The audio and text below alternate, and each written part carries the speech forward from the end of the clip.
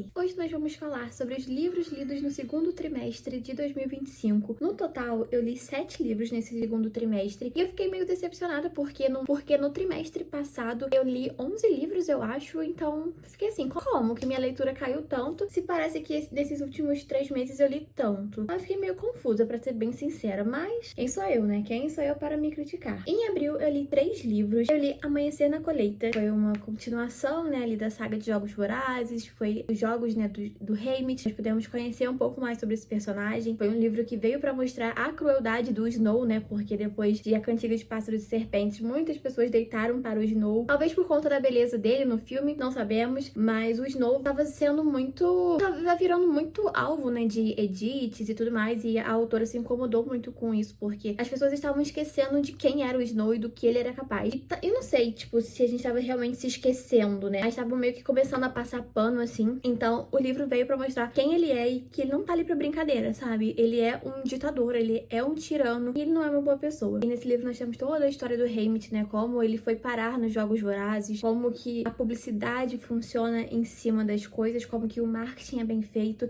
como que a sua imagem pode ser manipulada, né? Tudo é manipulável, tudo é um jogo de política, né? Tudo é político na nossa vida, a forma como a gente se expressa, o que a gente usa, o que a gente consome, tudo é muito político. E esse livro traz muito esse retrato, né, de que tudo é manipulável. É um livro que me deixou muito surpresa. Eu sei que teve muito fanservice, eu sempre falo isso, e eu não digo fanservice em um tom de chacota, em um tom de querer menosprezar o livro. Pra mim, fanservice é uma coisa boa, sabe? Porque você tem um público, você quer agradar esse público, você sabe o que eles querem. E eu queria exatamente esse livro, sabe? Eu nem sabia que eu precisava desse livro até ler esse livro. E realmente foi um livro que me deixou muito emocionada. Eu chorei muito no final dele. Eu não esperava que eu fosse chorar tanto. Eu não esperava que eu fosse me reencontrar com personagens. Não imaginei que eu fosse adquirir sentimentos por personagens que antes eu nem ligava, assim, sabe? A Suzane conseguiu se reinventar muito com esses 2 últimos lançamentos dela. Porque pra mim, Jogos Vorazes é uma série muito boa. A série em si, né? A crítica que ela tem é uma série 5 estrelas. Mas o livro, né? O último livro, que é A Esperança, pra mim não funcionou tanto, eu não gostei, então eu fui bem desanimada. Mas quando eu li A Cantiga dos Pássaros e Serpentes, já, tipo assim, foi 5 estrelas, eu já amei demais. E eu já tinha achado que ela já tava, tipo assim, voltando com tudo, mas em Amanhecer da Colheita, ela veio arregaçando a porta e mostrando que veio mesmo. Eu queria muito que tivesse outros livros, né, de outros personagens, outras histórias, principalmente no cenário que a gente tá vivendo hoje, especificamente, né, com, ai, gente, campos de concentração nos Estados Unidos, sabe, em pleno 2025 e ninguém fazendo nada, os olhos fechados, e a gente fica pensando, gente, como ninguém faz nada a respeito, sabe? O segundo livro que eu li em abril foi O Visconde que Me Amava, o segundo livro da saga dos Bridgertons, né, que nós temos o Anthony e a Kate, que é um enemies to lovers ali, que eles não se bicam. Ele queria noivar a irmã dela, porque a irmã dela era o diamante da temporada, e ele é um visconde, né, então ele meio que deveria ter a melhor das mulheres, por assim dizer, uma coisa bem machista, né, bem. E eles se conhecem e já no mesmo instante eles já não se batem, assim, não funciona.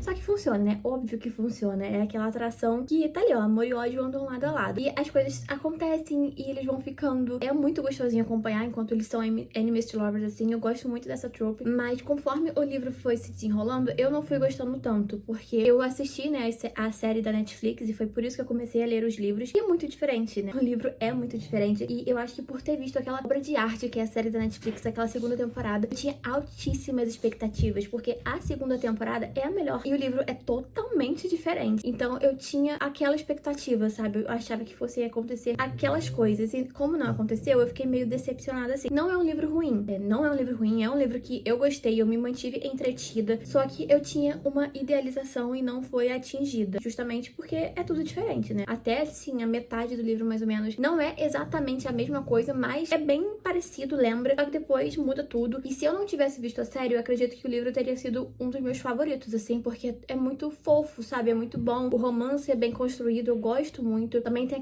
as questões da Kate com a família dela, ela tem esses pesadelos. Ela meio que problema, assim, familiar, mas é um problema meio bobo. Também tem o problema do Anthony, né, que ele acha que ele não vai passar de tal idade, ele acha que ele vai morrer cedo porque tem questões com o pai. E, assim, é um livro que eu gostei bastante. E hoje, quando eu paro pra pensar no livro, só nele, assim, eu gostei muito do livro. Eu acho que talvez tenha sido o que eu mais tenha gostado até agora, mas não sei, eu acho que como eu tinha muito essa expectativa com a série, acabou me frustrando um pouco. Eu acho que na época época eu dei 3 estrelas pro livro, hoje eu já daria 4, talvez até 5, assim, realmente foi um dos melhores livros da série também até agora. E o terceiro livro lido de abril foi As Coisas que Você Só Vê Quando Desacelera. Esse, na verdade, foi um audiobook e foi uma releitura. Eu ouvi esse livro no trabalho, eu tava... Não era nenhum momento, assim, eu sempre gostei muito desse livro. A primeira vez que eu li, acho que eu tava em 2019, se eu não me engano. E é um livro que me fez pensar muitas coisas, e é um livro que sempre me faz enxergar as coisas de uma maneira diferente. Cada leitura é sempre um aprendizado novo. Eu sei que é um livro, tipo assim, muito coach, autoajuda, e não é o tipo de livro que eu gosto, o tipo de livro que eu consuma, mas esse funciona demais pra mim. Foi uma releitura que me cativou novamente. Eu sempre gosto muito de quando leio. Eu fiquei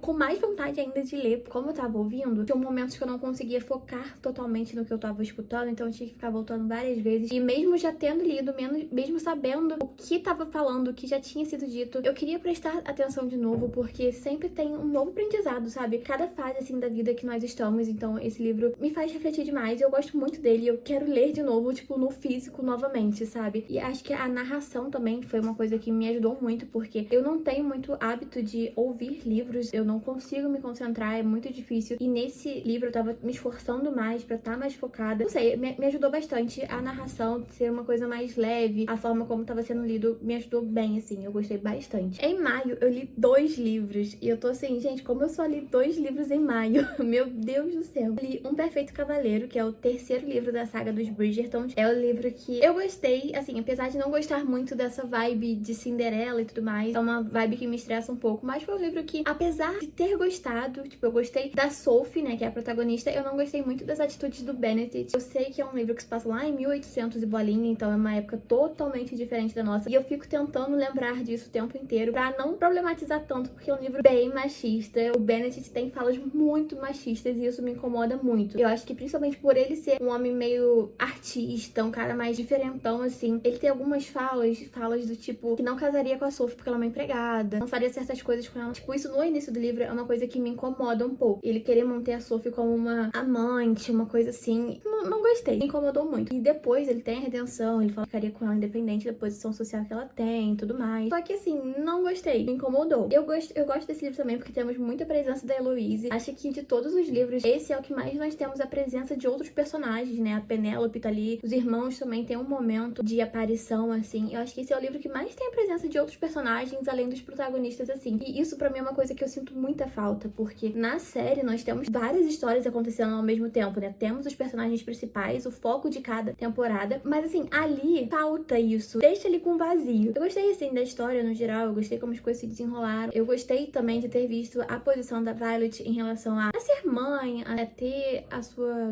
posição, assim, na sociedade, ela não questionar muito a atitude dos filhos, né? E não é uma coisa que contradiz muito com a série, assim, mas, ai, sabe, eu acho que nesse ponto já não é nem mais pra ser tão comparativo, mas eu gostei, assim, e foi um livro que me trouxe expectativas pra essa nova temporada da série. E o segundo livro que eu li em maio foi Um Porto Seguro, esse livro do Nicholas Sparks, pra mim, um dos melhores do ano também, em quesito romance, assim. Eu estou redescobrindo o Nicholas Sparks em 2025 e eu tô amando. Eu tinha muito contato com os livros dele quando eu tinha, acho que uns 13 anos, assim, eu lia bastante. E na época, eu lembro que eu gostava, só que eu ficava meio entediada, assim, lendo, sabe? Já hoje, talvez, não sei se foi pela leitura, eu realmente não sei, mas foi um livro que, nossa, me pegou muito diferente, eu gostei muito. E eu consegui entender porque que todas as obras desse cara eram adaptadas, porque ele realmente é muito bom. São histórias muito boas e ele não se mantém no mesmo. Eu acho que isso é o que mais tá me surpreendendo nas leituras dele, porque ele escreve romances totalmente diferentes um do outro, sabe? Eu li Diário de uma Paixão, acho que no início desse ano ou ano passado, não me recordo direito. E assim, é um livro totalmente diferente. Os personagens são totalmente diferentes, sabe? A protagonista tem Alzheimer, então o par romântico dela tá contando a história deles pra ela, pra ver se ela se lembra. Tipo assim, cara, é muito bonito, muito lindo. E já aqui nós temos uma história totalmente diferente. É sobre uma mulher que ela sofre violência doméstica e ela tá fugindo do seu agressor, tentando se manter em uma cidade. Ela não quer criar raízes, porque ela pode precisar fugir a qualquer momento, mas é óbvio que ela vai criar raízes. E é com um cara que é viúvo, tem 2 filhos. E nós também temos o ponto de vista do agressor dela. É maluquice, sabe? Tipo, é surreal. Então, por mais que nós estejamos apaixonados pelo casal, apaixonados por ela estar vivendo uma vida boa, nós sabemos que tá chegando, sabe? O mal tá chegando, que ele tá indo atrás e que ele tá cada dia mais perto. São gerados, assim, momentos de tanta tensão. Nossa, que é...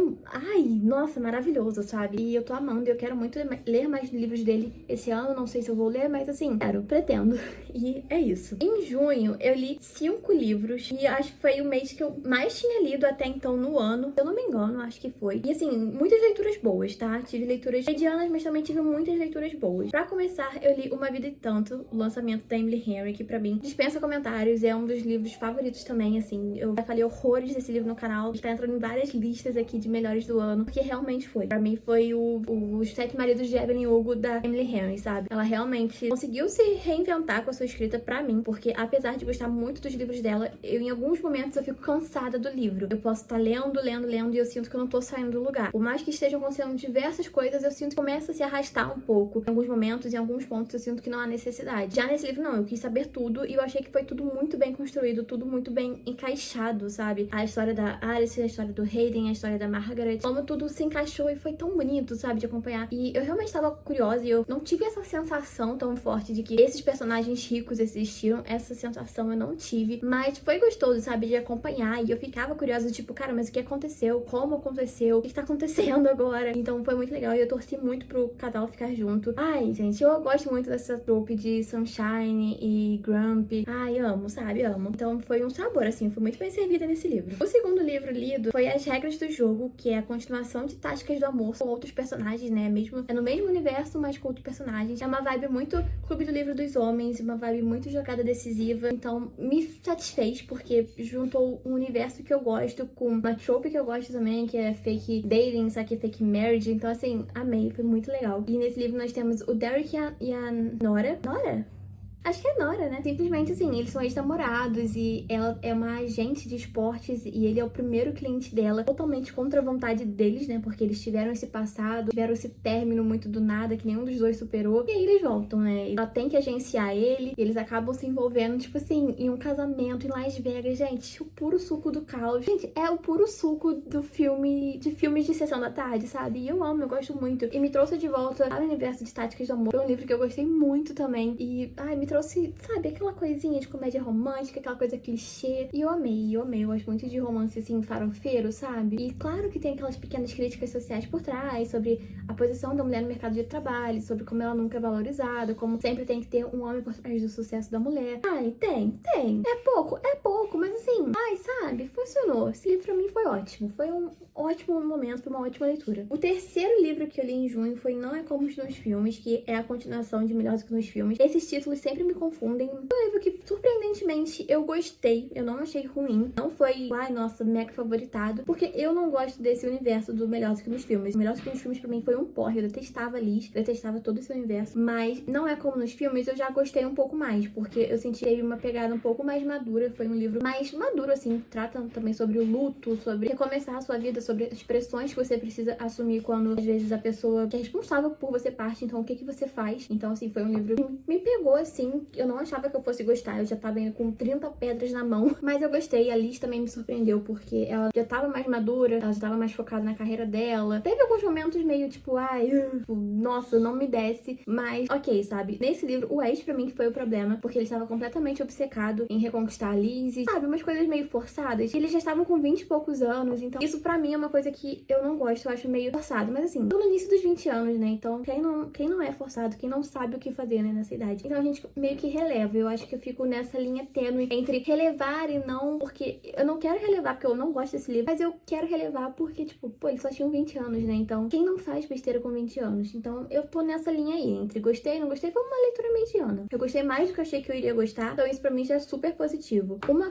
coisa que eu não gostei nesse livro, eu realmente não gostei disso, foi uma coisa que deixou muito a desejar, é que simplesmente tem pouquíssimas interações do Ace e da Liz como casal, de fato, e isso é uma coisa que me deixou estressada, porque eu queria uma interação deles como casal, sabe? Eu queria mais deles como casal, eu queria mais deles juntos, e isso a gente quase não tem, isso realmente é uma coisa que me estressa, e eu ainda acho que o livro se sustenta apenas das referências do mundo atual, seja citando Taylor Swift, citando filmes, citando músicas, assim. Isso é uma coisa que realmente me estressa, mas fazer o quê, né? Tipo, tem quem goste. O quinto livro lido em junho foi O Segredo da Empregada, que pra mim foi um livro tenebroso. Gente... Ai, meu Deus. Gente, Não é possível. Simplesmente, Heitor perguntando, quanto será que Armandinho cobra pra cantar no nosso casamento?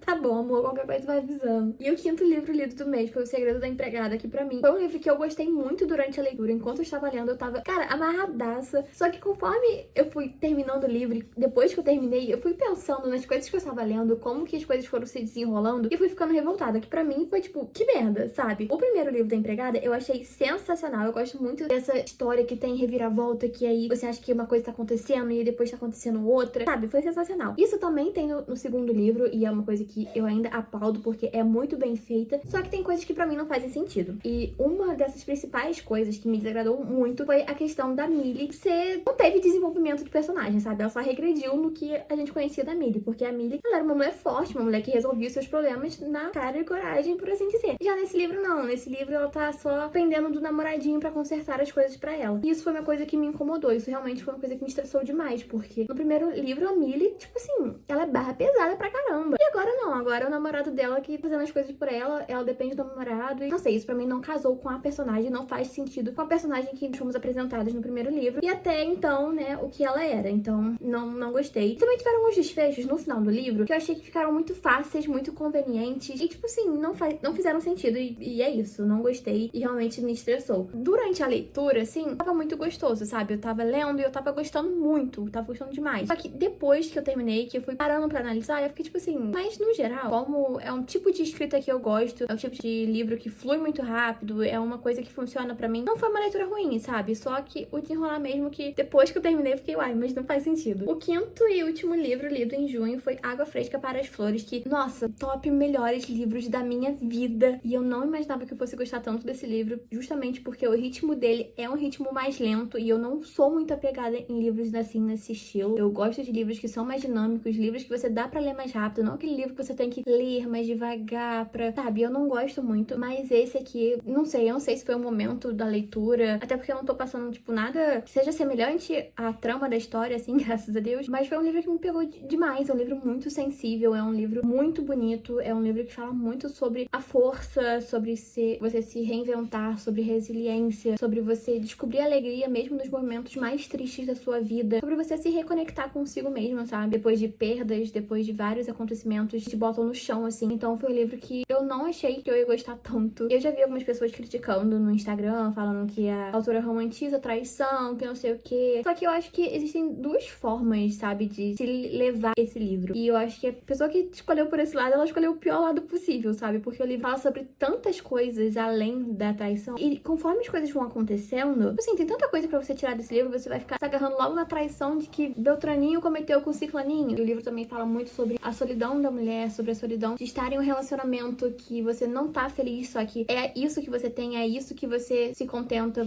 porque você tem medo da solidão física. Então, assim, ai, gente, livro fenomenal, fenomenal demais. E eu tô com muita expectativa em cima dessa autora, eu tô com outro livro dela que eu comprei na Bienal. E, assim, muita expectativa mesmo. É isso, esses foram os meus livros lidos no segundo trimestre de 2025. Até o próximo vídeo, gente. Tchau!